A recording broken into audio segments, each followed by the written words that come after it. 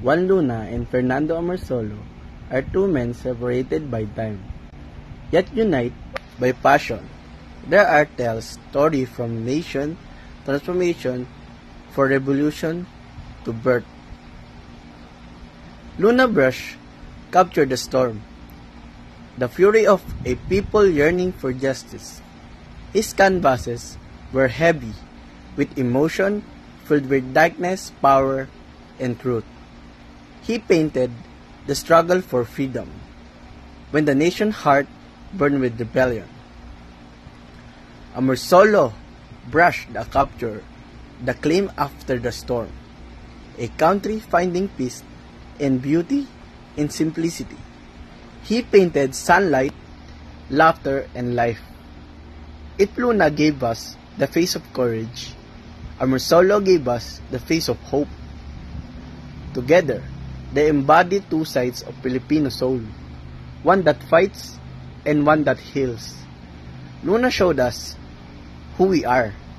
Amorsolo showed us who we could be. Their legacy continues to shape generation of artists and dreamers. From the dim corridors of Spolarium to the radiant fields of Amorsolo countryside, we see a nation journey from pain to pride, to chains to freedom. Art as they provide is more than beauty. It is a memory, identity, and a mirror of a people's souls. Through Luna and Amorsolo, the Philippines learned that to create is to be free, and to be free is never to be create. That's all. Thank you, guys. Born in the capital city of the Philippines, this next painter was the very first national artist, with a given title of Grand Old Man of Philippine Art, which was in 1972. Fernando Amorsolo is a true master of art that can finish 4 paintings in a day. And over his lifetime he painted more than 10,000 pieces. He was also known for his craftsmanship and mastery in the use of light.